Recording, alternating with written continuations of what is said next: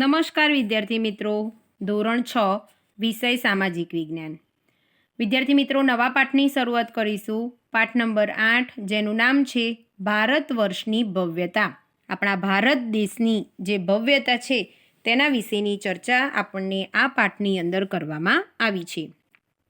આ પાઠની અંદર બીજું આપણે પ્રાચીન ભારત તે સમયની જે ખેતી છે, પહેલાંના સમયનું જે ગ્રામીણ જીવન છે, ત્યાર પછી ભારતનો જે આપણો સાહિત્યનો વારસો છે તેના વિશેનો પણ આપણે અભ્યાસ અહીંયા કરીશું. જોઈએ આપણે પાઠની શરૂઆત કરીએ. પાષાણકાળથી લઈને લગભગ 8મી સદી સુધીના પ્રાચીન ભારતના ઇતિહાસનું આપણે અધ્યયન કર્યું. સૌથી આપણે પહેલાં જ પાઠથી લઈને આપણે આદિમાનવ કાળથી લઈને આપણે છેક 8મી સદી સુધીના પ્રાચીન ભારતના ઇતિહાસનું આપણે અધ્યયન કર્યું. વિભિન્ન કાળની સંસ્કૃતિ, તેના શાસકો વિશે પણ આપણે માહિતી મેળવી. ભારત એક ઉપખંડ જેટલું મોટું રાષ્ટ્ર છે.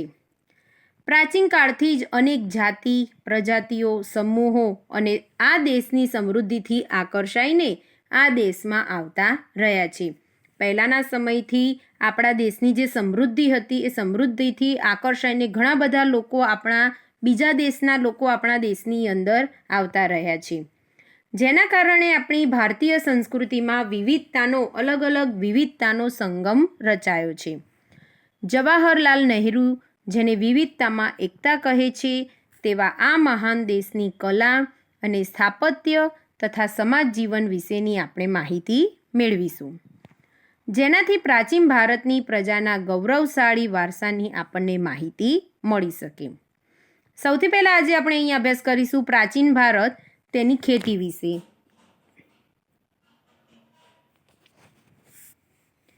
આપણા દૈનિક જીવનની મોટા ભાગની ખોરાક માટેની તેમજ વપરાશની વસ્તુઓ આપણને ખેત પેદાશમાંથી મળે છે. સવારથી ઉઠીને આપણે લગભગ મોટા ભાગની આપણા દૈનિક રોજની જેટલી પણ જીવન જરૂરિયાતની ચીજ વસ્તુઓ છે અને વસ્તુઓ વાપરીએ છીએ એ બધી જ વસ્તુઓ મોટા ભાગે આપણને ખેત પેદાશોમાંથી મળે છે. ખેતીની શરૂઆત પ્રાચીન ભારતમાં થઈ હતી. તે સમયમાં પણ ખેતી માટે વિવિધ ઓજારો અને સિંચાઈની વ્યવસ્થા હતી. પ્રાચીન સમયની અંદર ઘઉં, જવ, ડાંગર, જુવાર, બાજરી, તલ, વટાણા વગેરેની ખેતી થતી હતી. ઓજારો જોઈએ આપણે. હડપ્પા સંસ્કૃતિમાં ખેત ઓજારોમાં હળના અવશેષો મળ્યા નથી, પરંતુ હળ આકારનું એક રમકડું મળી આવ્યું છે. તેથી તેના પરથી જાણી શકાય છે કે તે લોકો ખેતીની અંદર હળનો ઉપયોગ કરતા હશે. આશરે 2500 વર્ષ પહેલાંના સમયથી ખેતી માટે લોખંડના સાધનોનો ઉપયોગ વધતો જતો હતો. તેમાં જંગલોને સાફ કરવા માટે કુહાડીઓ, હળના જે ફણા એટલે મીન્સ કે ફાલ, તેનો પણ સમાવેશ થાય છે. આ ઉપરાંત દાતરડું, કુહાડીથી પણ તેઓ પરિચિત હતા. સિંચાઈ જોઈએ આપણે. સમૃદ્ધ ગામડાઓ વગર રાજાઓ અને તેમના જે રાજ્ય છે એ રાજ્યનું ટકી રહેવું એ મુશ્કેલ હતું. હવે સમૃદ્ધ ગામડા ના હોય તો તે સમયે એ ગામડા વગર તેના જે રાજાઓ છે અને તે રાજ્ય છે એને ટકી રહેવું મુશ્કેલ હતું. જે રીતે ખેતીના વિકાસ માટે નવા સાધનો અને ધરુરોપાણ મહત્વપૂર્ણ પગલાં હતા, તેવી જ રીતે સિંચાઈ વ્યવસ્થા પણ ખૂબ ઉપયોગી સાબિત થઈ છે. આ સમયે સિંચાઈ માટે નહેરો, કૂવા, તળાવો તથા કૃત્રિમ જળાશયો પણ બનાવવામાં આવ્યા હતા. આ હતી વિદ્યાર્થી મિત્રો પ્રાચીન ભારત ખેતી. આગળ જોઈએ આપણે.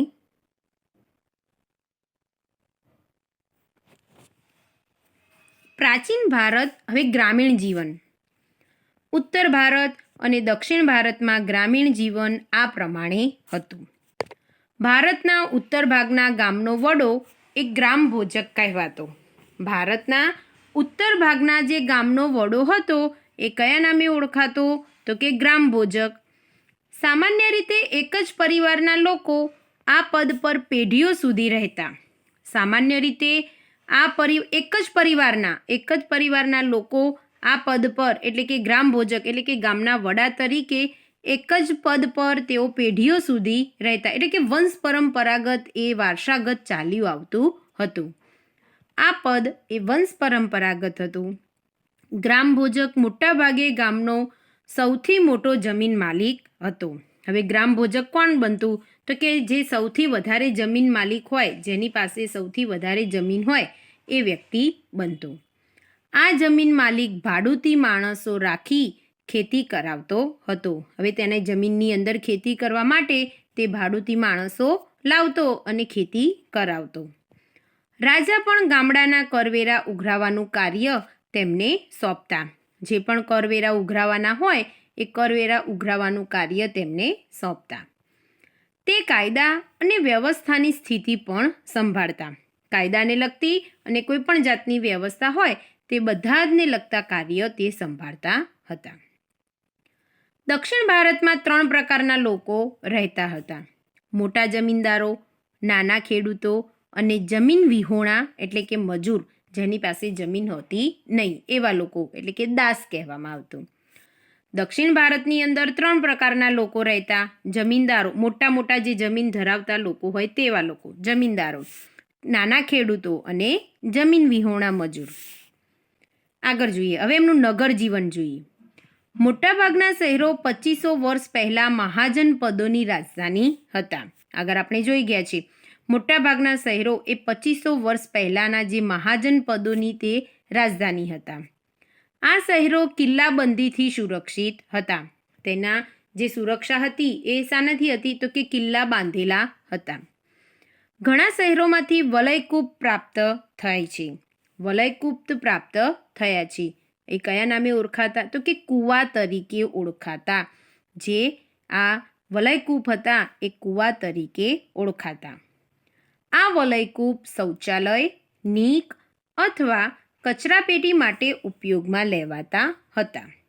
વલયકૂપનો ઉપયોગ શામાં કરવામાં આવતો? તો કે શૌચાલય, નીક અથવા નીક એટલે આપણે પાણીની જે જવા માટેની જગ્યા આપણે બનાવીએ છીએ તેને કહેવાય છે નીક, અને કચરાપેટીની માટે તેઓ ઉપયોગમાં કરતા હતા. ગ્રામીણ અને નગરના લોકોમાં ખોરાકમાં ઘઉં, જવ, ચોખા, દૂધ, દહીં, ઘી, ફળફળાદી તથા માંસ, માછલીનો ઉપયોગ કરતા. બંને જગ્યાના લોકો, ગ્રામીણ હોય કે શહેરના લોકો, ખોરાકની અંદર તેમનામાં ઘઉં, જવ, ચોખા, દૂધ, દહીં, ઘી, ફળફળાદી, માંસ અને માછલીનો તેઓ ઉપયોગ કરતા હતા. આગળ જોઈએ આપણે.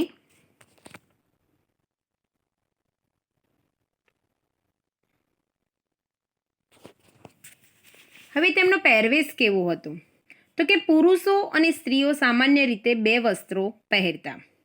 શરીરના નીચેના ભાગનું જે વસ્ત્ર હતું એ નીવી અને ઉપરના ભાગનું જે વસ્ત્ર હતું એ વાસ કહેવાતું. નીચેના ભાગનું જે વસ્ત્ર એ લોકો પહેરતા એને નીવીના નામે ઓળખાતું, અને ઉપરના ભાગનું જે વસ્ત્ર હતું તે વાસ્ટ કહેવાતું હતું. ક્યારેક ઉપરના વસ્ત્ર ઉપર દુપટ્ટા જેવું અધિવાસ એટલે કે બીજું ઉપર તેઓ લપેટતા હતા. ત્યાર પછી આગળ જોઈએ આપણે પ્રાચીન ભારતમાં કલા. ઇતિહાસવિદો કલાને 2 ભાગની અંદર વહેંચે છે. ઇતિહાસવિદો જે છે, પુરાતત્વશાસ્ત્રીઓ જેમ આપણે કહીએ છીએ તે રીતે ઇતિહાસવિદો છે એ લોકો કલાને 2 ભાગની અંદર વહેંચે છે. એક લલિત કલા અને બીજું છે નિદર્શન કલા. હવે લલિત કલાની અંદર શાનો સમાવેશ થાય છે જોઈએ આપણે. લલિત કલામાં ચિત્ર, સાહિત્ય, સ્થાપત્ય, સંગીત, માટીકલા દરેકનો સમાવેશ થાય છે. આ બધી જ વસ્તુ લલિત કલામાં સમાવેશ થાય છે. જ્યારે નિદર્શન કલાની અંદર, નિદર્શન એટલે વિદ્યાર્થી મિત્રો આપણે એનું પ્રદર્શન કરી શકીએ અને આપણે જોઈ શકીએ છીએ. નૃત્ય અને નાટકનો સમાવેશ થાય છે. નિદર્શન કલાની અંદર નૃત્ય અને નાટકનો સમાવેશ થાય છે. આપણે આ બાબતોને વિગતે જોઈશું. સૌથી પહેલાં આપણે જોઈએ છીએ ભારતમાં સાહિત્યનો વારસો. ભારતીય સાહિત્ય ધાર્મિક, ધર્મેન્તર અને વિદેશી મુસાફરોના વર્ણનો એમ 3 ભાગની અંદર વહેંચાયેલું છે. આપણા ભારતમાં સાહિત્યનો જે વારસો છે એ 3 ભાગની અંદર વહેંચાયેલો છે. ધાર્મિક સાહિત્ય, ધર્મેન્તર સાહિત્ય અને વિદેશી મુસાફરોના વર્ણનો. આ જે તેમના 3 ભાગ પડેલા છે સાહિત્યના, એને આપણે વિસ્તૃત જોઈશું. સૌથી પહેલાં આપણે જોઈએ ધાર્મિક સાહિત્ય.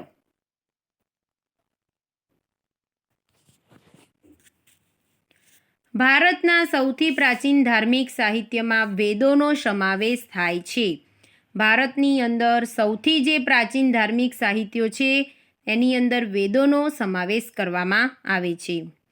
આપણે જાણીએ છીએ વેદો કેટલા છે તો કે 4 છે: ઋગ્વેદ, યજુર્વેદ, સામવેદ અને અથર્વવેદ. વેદોને સમજાવવા માટે બ્રાહ્મણ ગ્રંથો અને આરણ્યકોની રચના કરવામાં આવી છે. તેને સમજાવવા માટે બ્રાહ્મણ ગ્રંથો અને આરણ્યકોની રચના કરવામાં આવી છે, જેમાં સતપથ બ્રાહ્મણ, ગોપથ બ્રાહ્મણ અને બૃહદારણ્યક સૌથી અગત્યના ગણાવી શકાય. આ સિવાય રામાયણ અને મહાભારત એ બંને મહાકાવ્યો પ્રાચીન ભારતીય સમાજ, સંસ્કૃતિ અને ધર્મનો ત્રિવેણી સંગમ છે. રામાયણ અને મહાભારત એ બંને મહાકાવ્યો એ પ્રાચીન ભારતીય આપણી જે સમાજ છે, સંસ્કૃતિ અને ધર્મનો એમ ત્રિવેણી સંગમ છે. વેદવ્યાસ રચિત મહાભારતના રચયિતા કોણ છે તો કે વેદવ્યાસ. મહાભારત પ્રારંભમાં જય સંહિતાથી ઓળખાતું હતું. શરૂઆતમાં તે કયા નામથી ઓળખાતું હતું તો કે જય સંહિતાથી ઓળખાતું, જે વિકસતું જતાં 1,00,000 શ્લોકનું મહાભારત થયું. કેટલા શ્લોકનું થયું હતું તો કે 1,00,000. તે જ રીતે વાલ્મીકી રચિત રામાયણના રચયિતા કોણ છે તો કે વાલ્મીકી. તેમાં ભગવાન શ્રી રામની કથાની સાથે આદર્શ સમાજ જીવન અને નૈતિક ધોરણોને ચિત્રણ તેની અંદર થયેલું છે. 108 જેટલા ઉપનિષદો ભારતીય ચિંતનના મહામૂલા ગ્રંથો છે. 108 જેટલા જે ઉપનિષદો છે એ ભારતીય ચિંતનના મહામૂલા મોટા ગ્રંથો કહેવાય છે. કઠ, કેન, પ્રશ્ન, મુંડક, માંડુક્ય, ઈશાવાસ્યમ અને છંદોગ્ય ઉપનિષદો ભારતના તત્વજ્ઞાનના મહાન ગ્રંથો છે. કઠ, કેન, પ્રશ્ન, મુંડક, માંડુક્ય, ઈશાવાસ્યમ અને છંદોગ્ય આ બધા જ ઉપનિષદો ભારતના જે તત્વજ્ઞાનના મહાન ગ્રંથો ગણાય છે. પુરાણોની સંખ્યા 18 જેટલી છે. પુરાણોની સંખ્યા કેટલી છે તો કે 18, જેની અંદર વિષ્ણુ પુરાણ, ગરુડ પુરાણ, વાયુ પુરાણ અને મત્સ્ય પુરાણ જેવા ભાગવત વિશિષ્ટ ગ્રંથો તરીકે પ્રખ્યાત થયા છે. પુરાણોની સંખ્યા કેટલી છે તો કે 18, જેની અંદર કયા પુરાણો વિશિષ્ટ ગ્રંથો તરીકે પ્રખ્યાત થયા છે? વિષ્ણુ પુરાણ, ગરુડ પુરાણ, વાયુ પુરાણ અને મત્સ્ય પુરાણ તેમજ ભાગવત જેવા વિશિષ્ટ ગ્રંથો તરીકે પ્રખ્યાત થયા છે. આગળ જોઈએ આપણે.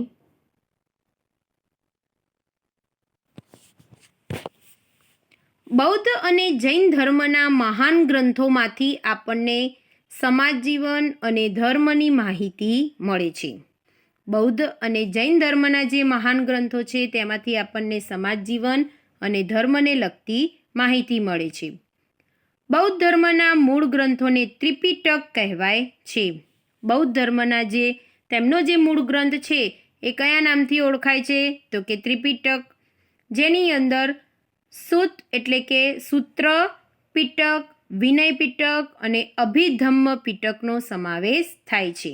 3 પિટકનો સમાવેશ થાય છે: સૂત પિટક, વિનય પિટક અને અભિધમ્મ પિટક. આ સિવાય બીજી જાતક કથાઓ છે, જે દીઘ નિકાય, અંગુત્તર નિકાય અને મજ્જિમ નિકાય તે અગત્યના ગ્રંથો છે. આ સિવાય બીજી જાતક કથાઓ પણ છે અને બીજા અગત્યના ગ્રંથો છે: દીઘ નિકાય, અંગુત્તર નિકાય અને મજ્જિમ નિકાય. નાગસેનનો મલિંદી પાન્હો એટલે કે પ્રશ્નો અને આર્ય મંજીષી શ્રીમૂળ કલ્પ અગત્યના બૌદ્ધ ગ્રંથો છે. નાગસેનનો મલિંદી પાન્હો એટલે કે પ્રશ્નો અને આર્ય મંજીશ્રી એ શ્રીમૂળ કલ્પ અગત્યના તે બૌદ્ધ ગ્રંથો છે.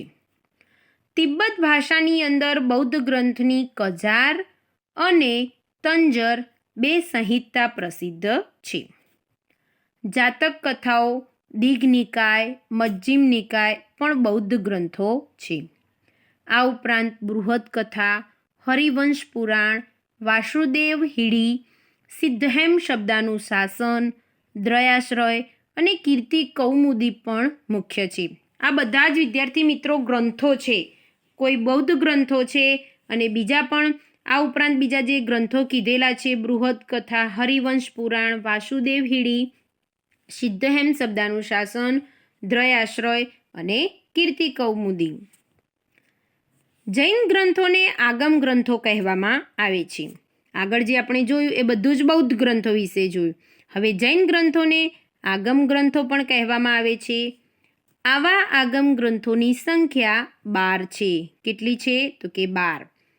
જૈન ધર્મનું પ્રાચીન સાહિત્ય 14 પર્વ અને 12 અંગની અંદર વહેંચાયેલું છે. જૈન ધર્મનું પ્રાચીન સાહિત્ય જે છે એ 14 પર્વ અને 12 અંગમાં વહેંચાયેલું છે. મુખ્ય ગ્રંથોમાં આગમો, આચારંગ અને વૈતાલિક દશાવૈતાલિક સૂત્ર અગત્યના છે. જૈન ધર્મના જે ગ્રંથો છે એની અંદર કયા ગ્રંથો અગત્યના છે? આગમો, આચારંગ અને વૈતાલિક દશાવૈતાલિક સૂત્ર એ અગત્યના છે. ત્યાર પછીની માહિતી આપણે વિદ્યાર્થી મિત્રો નવા ભાગની અંદર મેળવીશું.